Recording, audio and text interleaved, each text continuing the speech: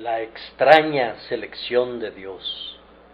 Pues mirad, hermanos, vuestra vocación, que no sois muchos sabios según la carne, ni muchos poderosos, ni muchos nobles, sino que lo necio del mundo escogió Dios para avergonzar a los sabios, y lo débil del mundo escogió Dios para avergonzar a lo fuerte, y lo vil del mundo y lo menospreciado escogió Dios, y lo que no es, para deshacer lo que es, a fin de que nadie se jacte en su presencia. 1 Corintios 1, 26, 29. El apóstol Pablo es guiado a confesar que Cristo Jesús fue menospreciado tanto por los judíos como por los gentiles.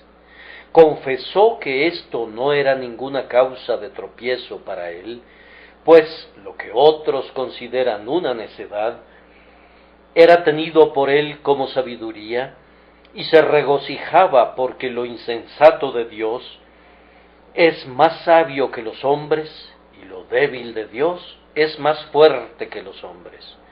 Sin embargo, para que nadie en la iglesia de Corinto tropezara por el hecho de que Cristo fue menospreciado, el apóstol procede a mostrar que esta es la manera general de proceder de Dios. Selecciona los instrumentos que los hombres desprecian, porque así recibe toda la gloria cuando alcanza su propósito por su medio. Y como prueba de ello, Pablo los remite al ejemplo de su propia elección y llamamiento. Pues mirad, hermanos, vuestra vocación, les dice, que no sois muchos sabios según la carne, ni muchos poderosos, ni muchos nobles, sino ustedes, que son pobres, iletrados, despreciados, ustedes han sido llamados exactamente por la misma razón, para que Dios sea todo en todo, y nadie se jacte en su presencia. Es claro para todo el que observa la Escritura o los Hechos, que Dios nunca tuvo la intención de hacer que su evangelio se ajustara a la moda, que lo último que hubiera pensado sería seleccionar a la élite de la humanidad y acumular dignidad para su verdad, partiendo de las galas llamativas del rango y de la posición. Por el contrario, Dios ha retado a todo el orgullo de la condición humana, ha arrojado cieno al rostro de toda la excelencia humana, y con el hacha de combate de su fuerza, ha partido en dos el escudo de armas de la gloria del hombre. Arruina, arruina, arruina lo reduciré, parecería ser el propio lema del Señor de los ejércitos, y lo será hasta que venga aquel cuyo es el derecho, y yo se lo entregaré, porque suyo es el reino, y el poder, y la gloria, por todos los siglos. No hay doctrina más humillante, en verdad, que la doctrina de la elección, y es por esta razón que el apóstol Pablo hace referencia a ella, para que los discípulos de Corinto estuvieran muy contentos de seguir al humilde y menospreciado Salvador que lleva su cruz, porque la elección de gracia se compone de los humildes y despreciados, quienes, por esa misma razón, no pueden sentirse avergonzados de seguir a uno que, como ellos mismos, fue despreciado y desechado entre los hombres. Entonces, abordando de inmediato nuestro texto, primero observaremos en él muy claramente al elector. En segundo lugar, veremos una extraña elección. Luego, observaremos a los elegidos, y cuando hayamos considerado un poco todo, reflexionaremos sobre las razones que Dios ha dado para su elección, que nadie se jacte en su presencia. Primero, entonces, remontémonos a las alturas sobre las alas del pensamiento esta mañana para considerar por un momento al elector. Algunos hombres son salvados y otros hombres no son salvados. Sigue siendo siempre un hecho incuestionable que algunos entran en la vida eterna y otros persiguen el mal y perecen. ¿Cómo se propicia esa diferencia? ¿Cómo es que algunos se remontan al cielo? La razón por la que algunos se hunden en el infierno es su pecado. No se vuelven a Dios y por tanto perecen voluntariamente por sus propias acciones y obras. Pero ¿cómo es que otros son salvados? ¿A quién pertenece la voluntad que establece esa diferencia? El texto responde esa pregunta de manera sumamente perentoria 3 veces. Escogió Dios, escogió Dios, escogió Dios. La gracia encontrada en cualquier hombre y la gloria y la vida eterna alcanzadas por algunos son enteramente dones de la elección de Dios y no se otorgan según la voluntad del hombre. Esto quedará muy claro para cualquier persona atenta si antes que nada consideramos los hechos.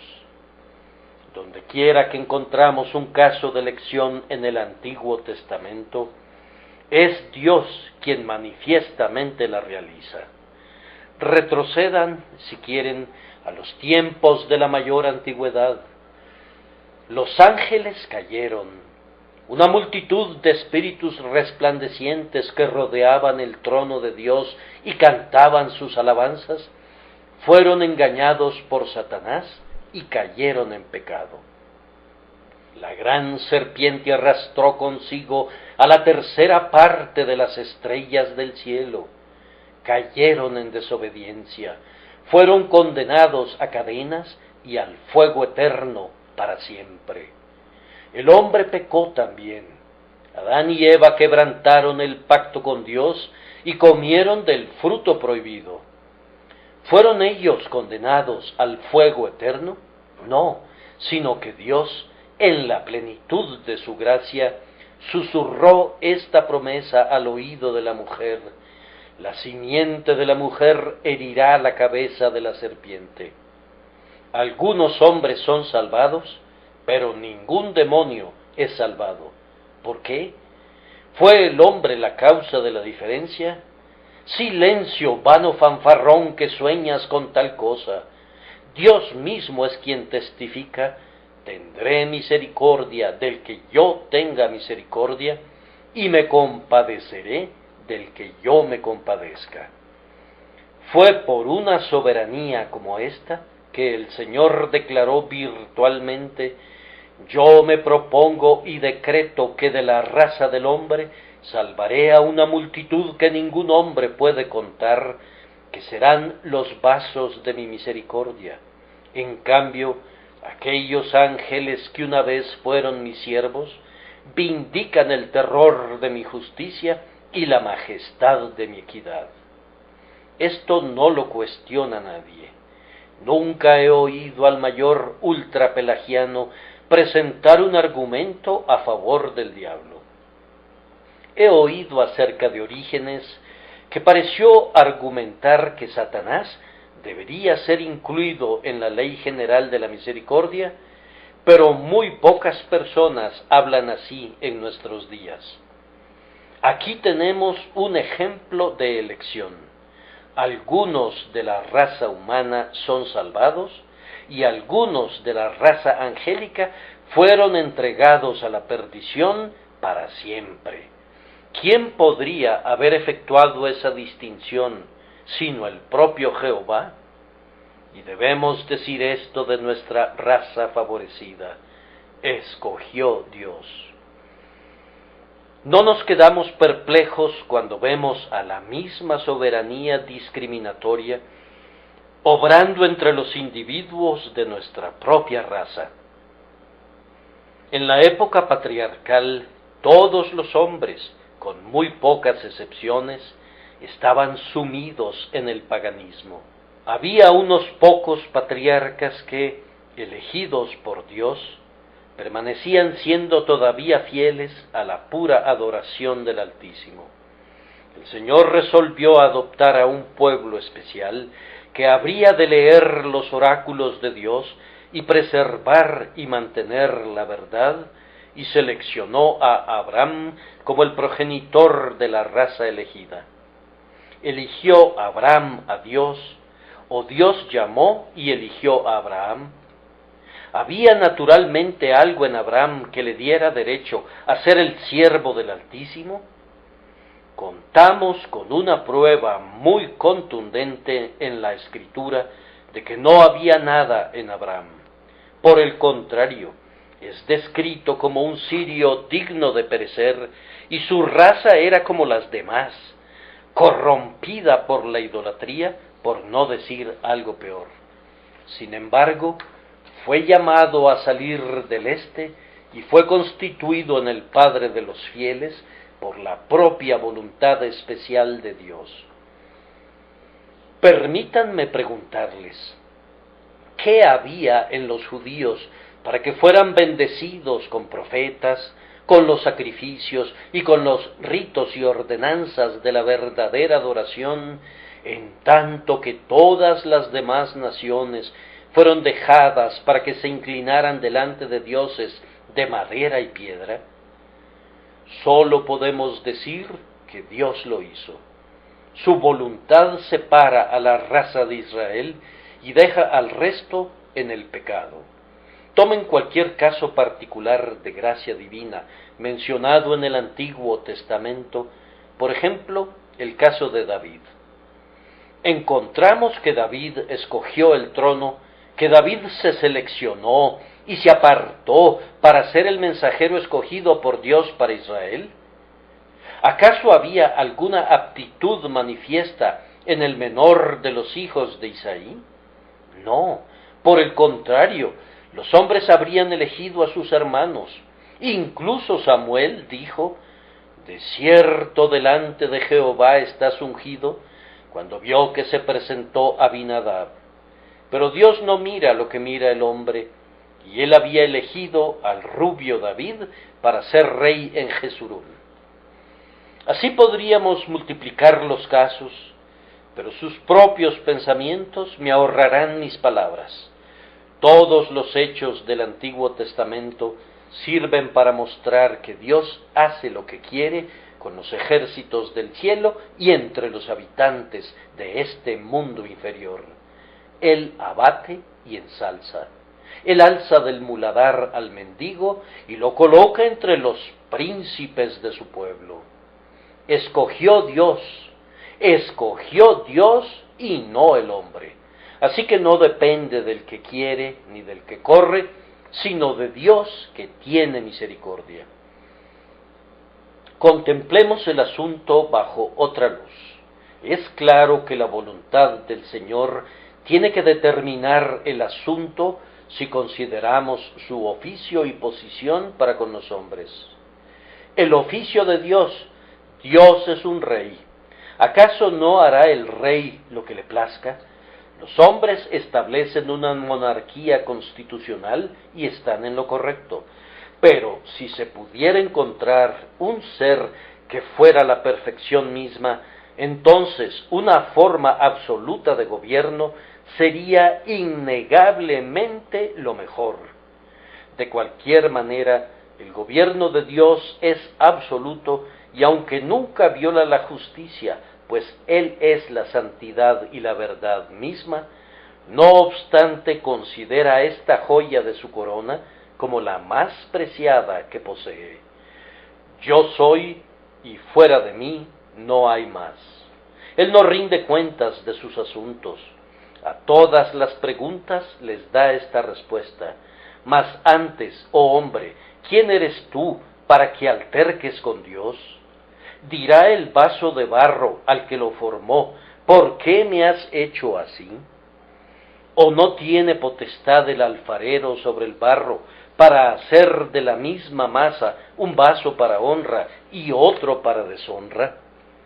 La posición absoluta de Dios como Rey, especialmente en la obra de salvación, exige que su voluntad sea la gran fuerza determinante. Expongamos un caso y ustedes lo verán. Un grupo de criminales se encuentra encerrado en prisión y todos sus integrantes merecen la muerte. Su culpa es la misma. Si todos ellos son llevados a la ejecución mañana por la mañana, nadie podría decir una palabra en contra de la justicia. Ahora, si algunas de estas personas fueran perdonadas, ¿quién tendría la jurisdicción para perdonarlas? ¿Acaso sería el propio criterio de ellas? Es cierto que sería sumamente benevolente que se les enviara un mensajero y se les pidiera que se presentaran y recibieran la misericordia perdonadora si acaso quisieran venir. Pero supongan que todas esas personas al unísono rehusaran ser salvadas. Supongan que habiendo sido invitadas para ser salvadas, cada una de ellas rehusara aceptar el perdón. Si en tal caso la misericordia superior determinara hacer a un lado sus perversas voluntades y se propusiera lograr que algunas de ellas fueran eficazmente salvadas, ¿a quién le correspondería la selección? Si se les dejara a las personas involucradas, todas ellas insistirían en elegir la muerte en lugar de la vida. Por tanto, sería inútil dejarles la decisión a ellas. Además, dejar el atributo de la misericordia en manos de un criminal sería un modo de proceder sumamente extraño. No, ha de ser el rey el que diga quién ha de ser perdonado por misericordia y quién ha de morir de acuerdo con la norma de justicia.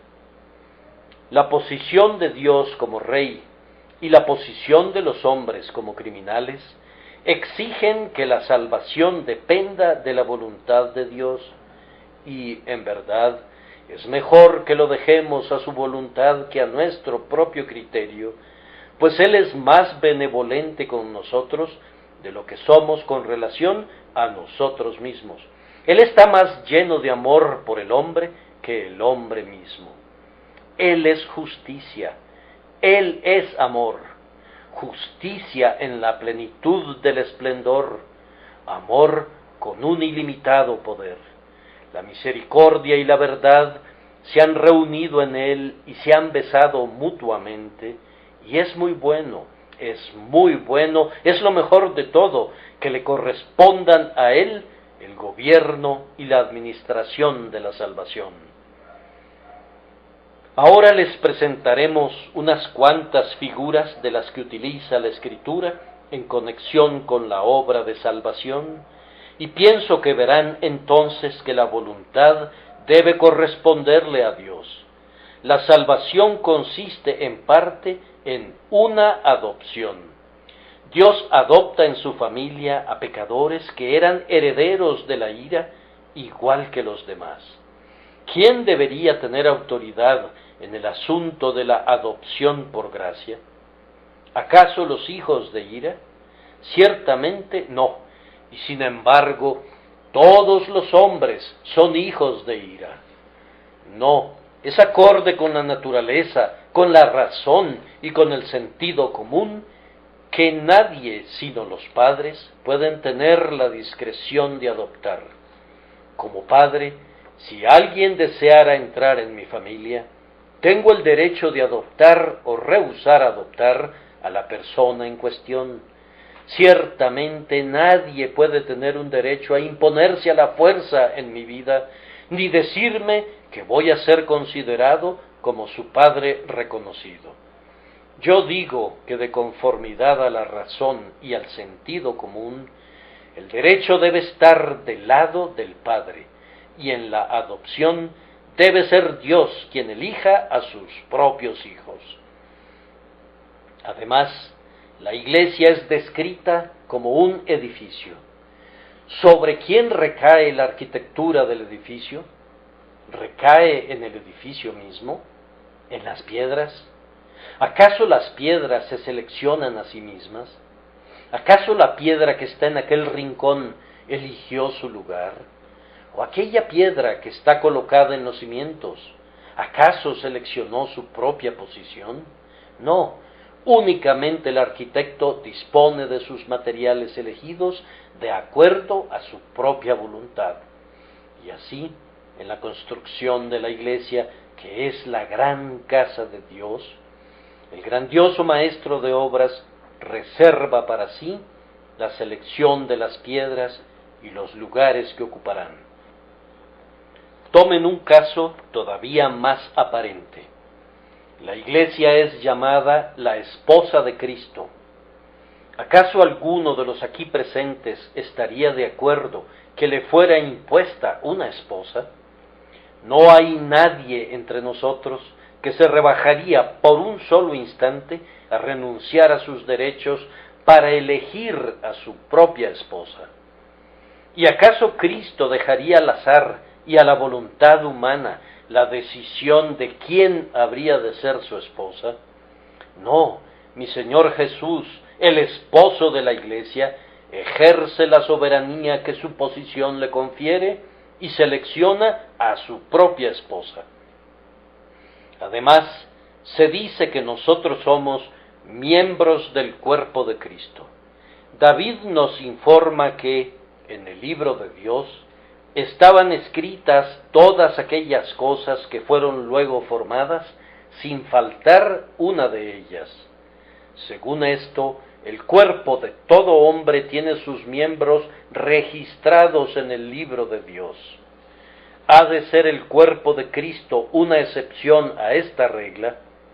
¿Acaso aquel grandioso cuerpo de divina humanidad, Cristo Jesús, el Salvador místico, habría de ser formado de acuerdo a los caprichos y deseos del libre albedrío, mientras que otros cuerpos, sustancialmente inferiores, tienen sus miembros escritos en el libro de Dios? No debemos soñar así. Sería una plática ociosa y sería desconocer el significado de las metáforas de la Escritura. Me parece claro, de conformidad a las figuras e ilustraciones de la Escritura, que la selección final de los hombres que serán salvados debe corresponderle a Dios. ¿Acaso no es confirmado esto, queridos amigos, por su propia experiencia? Lo es en cuanto a mí. Podría haber algunos que odian esta doctrina. Hay muchos, o al menos podría haber algunos, cuyas bocas echan espuma mientras nos oyen hablar así de la soberanía de Dios. Pero yo confieso que toca un resorte secreto de mi naturaleza que me obliga a llorar cuando nada más puede hacerlo. Hay algo en mi conciencia que parece decirme, Él tiene que haberme elegido, pues yo nunca habría podido elegirle. Yo estaba resuelto a vivir en pecado, yo era propenso a descarriarme, yo era aficionado a la iniquidad.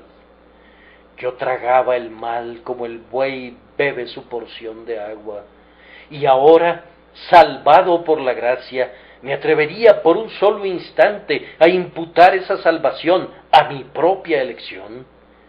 Yo en verdad elijo a Dios muy libremente, muy plenamente, pero debe ser por alguna obra previa realizada en mi corazón que cambió ese corazón, pues mi corazón empedernido nunca habría podido elegirle. Amado, ¿no sientes en este preciso instante que la inclinación natural de tus pensamientos es apartarse de Dios? Si la gracia de Dios te fuera quitada, ¿qué sería de ti? ¿Acaso no eres como el arco que se dobla mientras la cuerda lo mantiene así? Pero si cortaran esa cuerda, ¿recobraría de inmediato su antigua posición? ¿No sucedería así contigo? Si la poderosa gracia de Dios te fuera retirada, ¿no regresarías de inmediato a tus antiguos caminos? Bien, entonces ves claramente que incluso ahora que has sido regenerado, tu naturaleza corrompida no elige a Dios, y mucho menos le habría podido elegir cuando no había una nueva naturaleza que la mantuviera a raya y la controlara. Mi Señor les mira a la cara, oh ustedes, pueblo suyo, y les dice: no me elegisteis vosotros a mí, sino que yo os elegí a vosotros. Y cada uno de nosotros siente que Él despierta un eco en nuestros corazones, pues respondemos: sí, Señor, nosotros no te hemos elegido en nuestro estado natural, pero tú nos has elegido, y a tu libre y soberana elección sea la honra por los siglos de los siglos.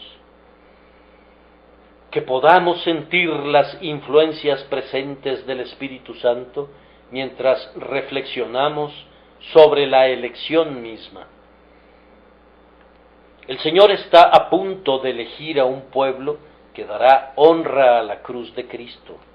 Ellos han de ser redimidos por la sangre preciosa y han de ser, en algún sentido, una digna recompensa por los grandes sufrimientos de Jesús. Observen ahora cuán extraña es la selección que hace. Leo con asombro: pues mirad, hermanos, vuestra vocación, que no sois muchos sabios según la carne, ni muchos poderosos, ni muchos nobles. Si el hombre hubiera recibido el poder de elegir, estas serían justamente las personas que habrían sido seleccionadas. Sino que lo necio del mundo escogió Dios para avergonzar a los sabios, y lo débil del mundo escogió Dios para avergonzar a lo fuerte, y lo vil y lo menospreciado. Si el hombre hubiera realizado la selección, estas son exactamente las personas que habrían sido dejadas fuera. La selección es muy extraña, muy extraña. Yo creo que incluso en el cielo será objeto de eterno asombro, y excepto por las razones dadas en nuestro texto, nos quedaríamos perplejos, sin saber por qué pasó por alto, con escarnio divino, los palacios de los encumbrados reyes, y buscó a los de innoble cuna y a los humildes para hacerlos el objeto de su selección. Observen que, a la par de ser extraño, contiene esta peculiaridad: es directamente contrario a la selección humana. El hombre selecciona a aquellos que serían de mayor ayuda para él. Dios selecciona a aquellos para quienes Él es de mayor ayuda. Nosotros seleccionamos a quienes pueden darnos el mejor retorno. Dios selecciona frecuentemente a quienes más necesitan de su ayuda. Si yo selecciono a un amigo, me inclino hacia él debido a una cierta servicialidad que pudiera encontrar en él. Este es el egoísmo del hombre. Pero Dios elige a su amigo de acuerdo a la servicialidad que él mismo puede rendir al seleccionado. Es exactamente la manera opuesta de seleccionar. Nosotros seleccionamos a aquellos que son los mejores porque son los que más merecen. Él selecciona a aquellos que son los peores porque son los que menos merecen, para que así su selección pueda ser vista más claramente como un acto de gracia y no de mérito. Yo digo que esto es claramente contrario a la forma de seleccionar de los hombres. El hombre selecciona a los más hermosos y a los más agradables. Dios, por el contrario, viendo la negrura y la inmundicia de todo lo que es llamado agradable, no selecciona lo que es llamado así, sino que toma aquello que los hombres encuentran incluso desagradable y lo torna donoso con la donosura con la que Él lo cubre. Extraña selección. Oh Señor, ¿es este el estilo de los hombres? Ustedes observarán que la selección es muy misericordiosa. Oh, cuán misericordiosa en el caso suyo y en el mío. Es misericordiosa incluso en su exclusión. No dice, no ningún sabio, sino únicamente dice, no sois muchos sabios, de tal forma que los grandes no están completamente excluidos. La gracia es proclamada también para el príncipe, y en el cielo hay unos que en la tierra llevaron coronas de títulos nobiliarios y oraron. Cuán bendita es la gracia condescendiente de la elección, que toma a las cosas débiles, a las cosas necias. Uno pensaría que cuando Dios dijo no al príncipe, debe haberlo dicho para que sea excusado de otorgar misericordia a todo mundo, pues tenemos el hábito de decir, bien, hemos rechazado al señor fulano de tal, y él es una persona mucho más importante que tú, por tanto, no puedo darte el favor a ti. Vamos, el rey me pidió ese favor y no quise hacérselo. ¿Piensas que lo haría por ti? Pero Dios razona de otra manera. Él pasa por alto al rey a propósito para reunirse con el mendigo. Él deja al noble para tomar al vil y pasa por alto al filósofo para recibir al necio. Oh, esto es extraño y sobrepasa a lo extraño. Es maravilloso. Hemos de alabarle por esta gracia portentosa. Oh, cuán alentador es esto para nosotros esta mañana. Algunos de nosotros no podemos jactarnos de ningún linaje distinguido. No tenemos grandes conocimientos, no tenemos riquezas. Nuestros nombres son todos desconocidos para la fama, pero, oh, qué gran misericordia. A Él le ha agradado elegir a tales entes necios como nosotros, a tales criaturas despreciables como nosotros mismos, a tales cosas que no son, para deshacer las cosas que son.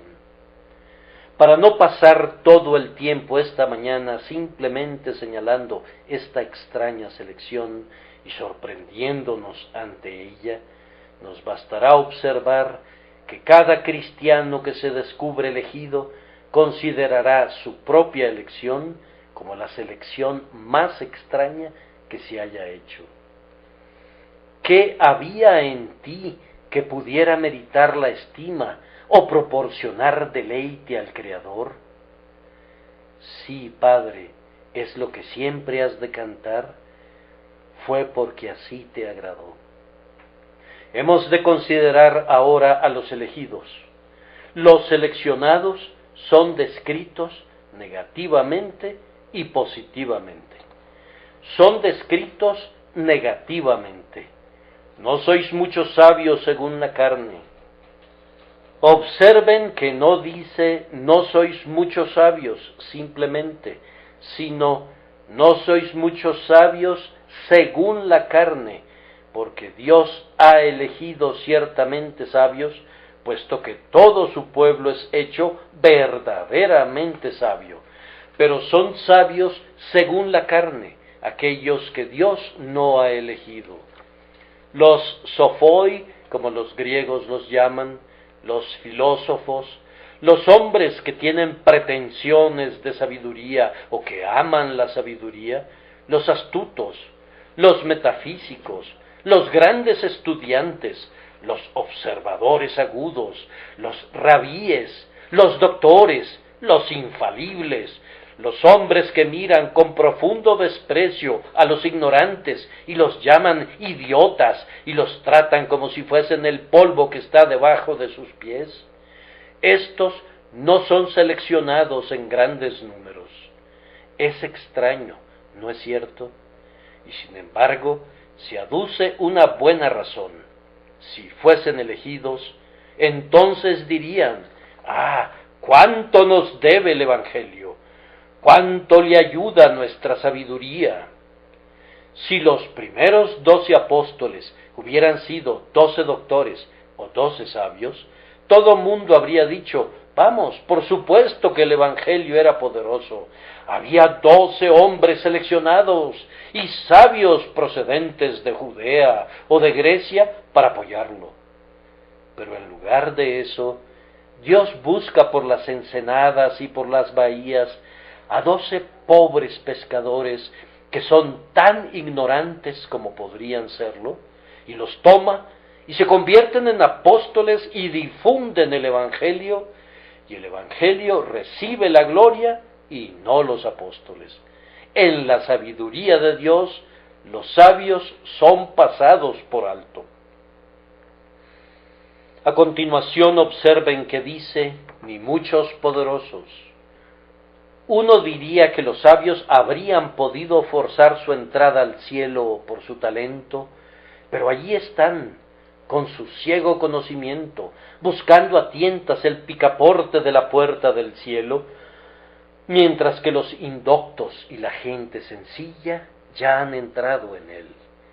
La ciega sabiduría busca a tientas en la oscuridad, y a semejanza de los sabios, va a Jerusalén en vano, mientras que los pobres y humildes pastores van a Belén y encuentran a Cristo de inmediato. Aquí viene otro orden de grandes hombres: los hombres poderosos, los valientes paladines, los príncipes, su Alteza Imperial, los conquistadores, los Alejandros y los Napoleones. ¿Acaso ellos no son elegidos? Ciertamente, cuando el rey se vuelve cristiano, puede obligar a otros con su espada a recibir a Cristo. ¿Por qué no elegirlo a él? No, dice el texto, ni muchos poderosos. Y ustedes ven el por qué. Porque si los poderosos hubiesen sido escogidos, todos nosotros diríamos: oh sí, vemos por qué el cristianismo se expande tanto. Es el buen temple de la hoja de la espada y la fortaleza del brazo que la blande. Todos nosotros podemos entender el progreso del islamismo durante sus primeros 3 siglos. Hombres como Alí y Khaled estaban dispuestos a eliminar a naciones enteras. Montaron en sus caballos, ondearon sus cimitarras sobre sus cabezas y arremetieron contra cientos, y eran intrépidos en la batalla. Y fue sólo cuando se enfrentaron a hombres tales como nuestro Ricardo Corazón de León que el islamismo fue repelido por algún tiempo. Cuando la espada chocó con la espada, entonces los que la tomaron perecieron a espada. Cristo no escogió a ningún guerrero. Uno de sus discípulos usó una espada, pero fue para un muy pobre efecto, pues únicamente cortó la oreja de un hombre, y Cristo la tomó y la sanó, y eso puso término a la lucha del pobre Pedro. De tal manera que la gloria de las conquistas del Señor no depende de los valientes. Dios no los ha seleccionado.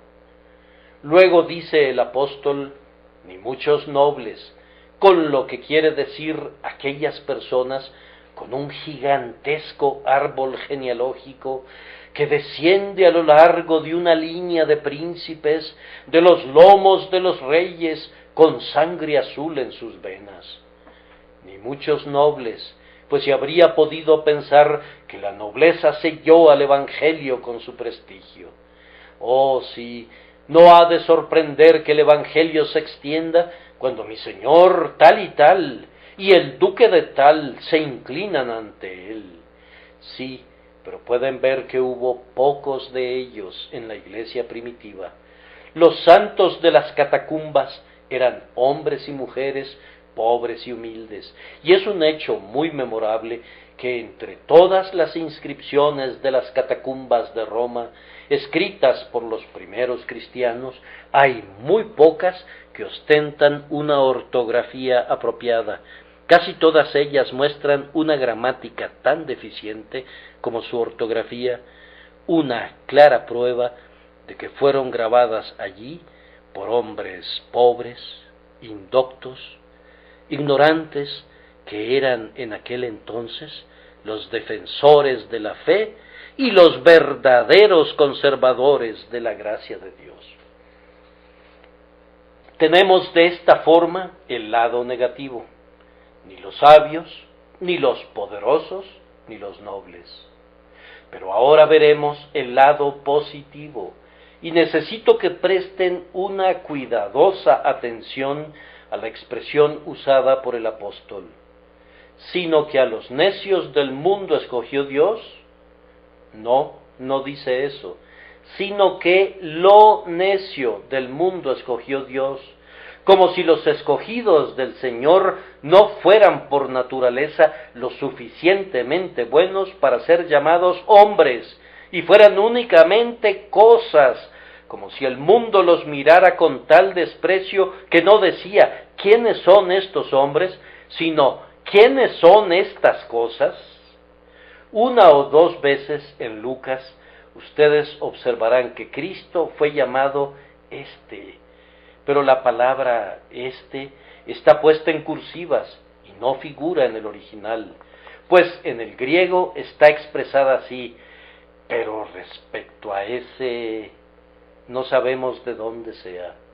No dijeron qué era, ni siquiera le llamaron un tipo, aunque la traducción es muy buena, pues transmite la idea correcta al lector ordinario. Parecieran decir de Cristo, pero respecto a bien, llámenle bestia si les parece, o una cosa si les parece. Y así Pablo ha puesto aquí lo necio, no simplemente hombres necios, a quienes el mundo considera tontos, indoctos, ignorantes, estúpidos, jalados por la nariz y fácilmente engañados a creer esto o aquello, sino lo necio, que no son nada sino estupidez, escogió Dios. A continuación, Dios ha escogido lo débil. Observen con cuidado la expresión referida a cosas. No son meramente hombres débiles, sino que el mundo los consideraba cosas débiles. Ah, dijo César en la sala del tribunal, ¿quién es el Rey Jesús?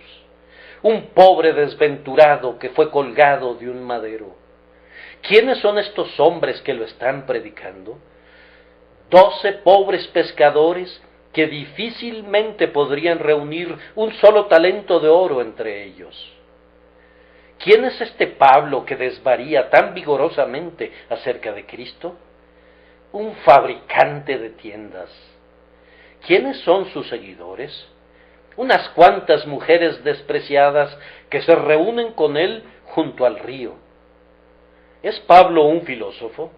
No, se rieron de él en la colina de Marte, pues consideraron que lo que decía era mera palabrería. Sin duda César pensó que ellos eran demasiado insignificantes para ser dignos de su atención, pero lo débil es lo que Dios ha escogido. Observen la siguiente descripción, lo vil. La palabra utilizada allí significa cosas sin genealogía, cosas desposeídas de un padre, cosas que no pueden rastrear su ascendencia. Nadie como Sir Harry, nadie como el muy honorable está emparentado con ellos. Su padre fue un don nadie y su madre no era nada. Así eran los primeros apóstoles, eran lo vil de este mundo y sin embargo Dios los escogió. Y si esto no bastara, está escrito lo menospreciado, lo escarnecido, lo perseguido, lo acorralado, o lo que es tratado con lo que es todavía peor, con indiferencia, que es peor que el escarnio. No son dignos de ser advertidos, son necios que no vale la pena considerar, pásalos por alto y no les hagas caso. Y sin embargo, Dios los eligió. Además, como si fuera para eclipsar todo lo demás y resumirlo en una palabra, lo que no es, escogió Dios, la pura nada, entidades inexistentes. Oh, dice el hombre del mundo, sí, acabo de enterarme que hubo una cuadrilla de fanáticos de ese tipo. Oh, dice otro, yo nunca oí acerca de ellos. No me junto nunca, de ninguna manera, con un conjunto tal de gente vulgar y de bajo nivel. ¿Tuvieron alguna vez un obispo entre ellos? ¿Un reverendísimo padre en Dios? No, nada de ese tipo, amigo. Ellos son necios, viles, insignificantes, despreciados. El mundo, por tanto, los rechaza. Sin embargo, dice Dios, yo los escojo. Ellos forman el pueblo que Él elige precisamente. Ahora observen que eso fue válido en los días de Pablo y es válido ahora, pues la Biblia no cambia con el pasar de los años. Y en 1864 Dios selecciona a las cosas que son menospreciadas de igual manera que lo hizo en el año 64. Y todavía hará que el mundo sepa que quienes son ridiculizados y tildados de fanáticos, considerados locos y perversos, son, después de todo, sus elegidos seleccionados para Dios y para su verdad, para conformar el ejército sacramental de los elegidos y para ganar para Dios la batalla del último día. No nos avergonzamos de gloriarnos en esto, que Dios selecciona las cosas que son menospreciadas. Podemos tomar nuestro lugar con el pueblo despreciado de Dios, esperanzados de participar en la elección de su gracia soberana. Para concluir, se tienen las razones por las que Dios ha seleccionado a este pueblo. Se nos proporcionan dos razones. La primera es la razón inmediata, la segunda es la razón última. La primera, o razón inmediata, está contenida en estas palabras: sino que lo necio del mundo escogió Dios para avergonzar a los sabios, y lo débil del mundo escogió Dios para avergonzar a lo fuerte, y lo vil del mundo y lo menospreciado escogió Dios, y lo que no es, para deshacer lo que es. Observen entonces que la razón inmediata es, primero, para avergonzar a los sabios.